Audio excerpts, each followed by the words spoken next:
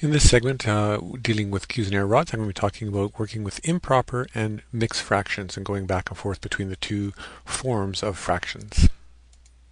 So in both mixed fractions and improper fractions, we're dealing with fractions or representations of fractions that have something to do with something being at least a whole or more than a whole. So with Cuisenaire rods, we can have multiple wholes, as we've talked about. So I'm going to start off with using my purple as my whole, and if that's the case, then my red is going to be my half. And if red is my half, if I had two halves, that would be one whole. But as we did in adding fractions, if I keep adding the same size piece, and I can because it's the same color, and as long as I'm adding the same kinds of things, I now have three halves. But as you can see, if I have three halves, I have more than one whole. And it can be written as an improper fraction or as a mixed fraction. So there's my half. There's my two halves, which makes one whole. I add another half, so now I've got 1, 2, 3 halves, so there's my 3 halves. This is known as an improper fraction because my numerator is bigger than my denominator, and I've got something bigger than 1. So I've got how much bigger than 1? Well, I've got one whole here, so I can even grab this, and I can say 1 and a half. Oops, and I have to do it separately. And so there it is as a mixed fraction. I've got a whole number and a fraction. So there it is as an improper fraction, and there it is as a mixed fraction. And we can see where I got that whole from. My 2 halves is my 1 whole, plus my other half that I had kicking around here is now together to give me 1, 2, 3 wholes. 3 halves, pardon me, which is 1 whole and 1 half left over. Now here's the nice thing about Cuisenaire rods. I can take, if this is my whole, then this now becomes my half, and I get the exact same diagram for 3 halves. I have 1 whole with these two here.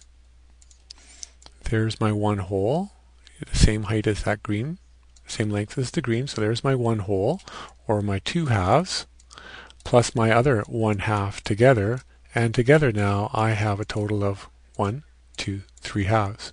3 halves. So it doesn't matter which diagram I'm using. If I have 3 halves, I've got enough to make 1 whole and an extra half left over. So 3 halves can be written as 1 and 1 half. And I can use multiple wholes to do that. In this example, I'm using my brown as my whole, in which case my purples are now going to be a half, because it takes 2 of them to make. That's why that 2's on the bottom of my fraction, because it takes 2 to make a whole. And so how many halves do I have here? Well, I've got 1, 2, 3, 4, 5. So I could write that fraction as an improper fraction in the form of 5 over 2.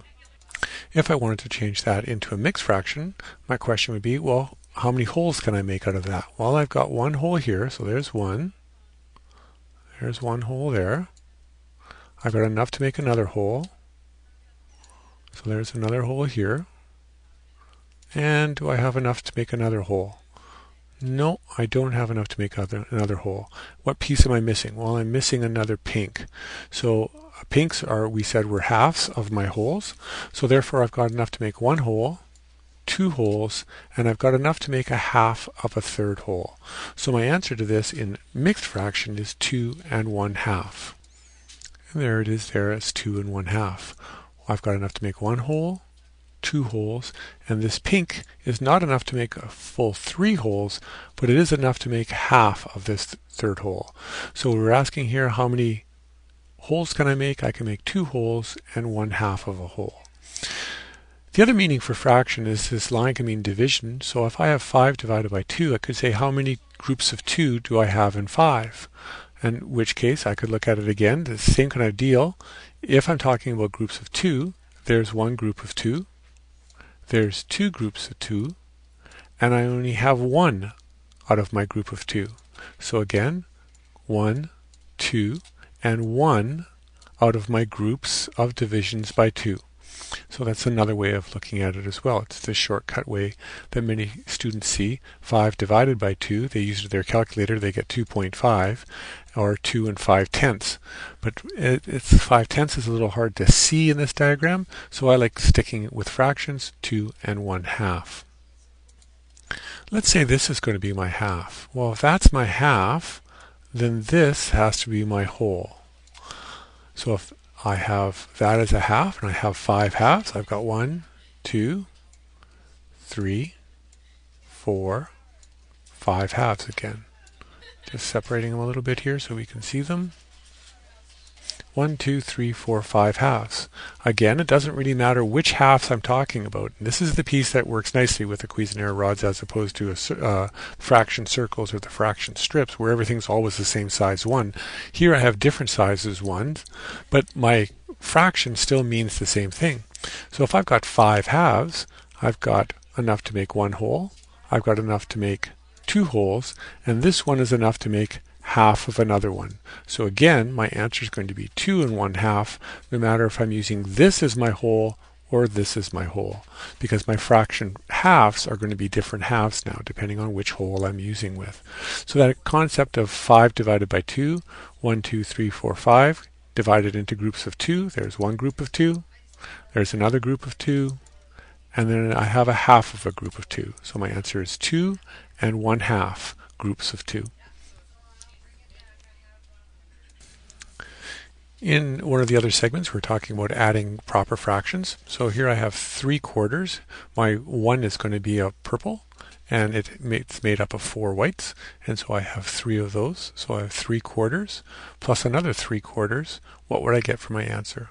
Well, I all have this. I'm using the same size 1. I'm using the same size pieces, so I can add them because they're all the same kinds of things. And so for a total of 6 of these 1s. But they're not 1s, they're 1/4. Remember that this is my whole here. This is my 1. So this is 1/4 plus another quarter plus another quarter plus another quarter plus another quarter plus another quarter. So that gives me a total of 6/4, which is my improper fraction. And since we're talking about quarters, it takes 4/4 to make up a whole. So 1, 2, oops, I'll do it this way. 1, 2, 3, 4 of these quarters make up 1 whole, and I don't have enough to make another whole. I only have 2 out of the 4 that I need. So my answer could be I have enough to make 1 whole plus 2 out of my 4 pieces that I have left over. I could say I have 1 and 2/4 or 1 and 2/4.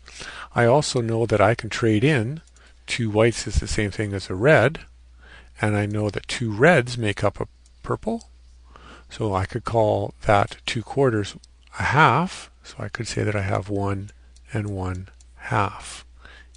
So my answers can be 6/4, 1 and 2/4, or 1 and 1/2. 3/4 plus 3/4 gives me an answer that's 6/4, which is my improper fraction, and this is my mixed fraction. This is my mixed fraction in reduced terms.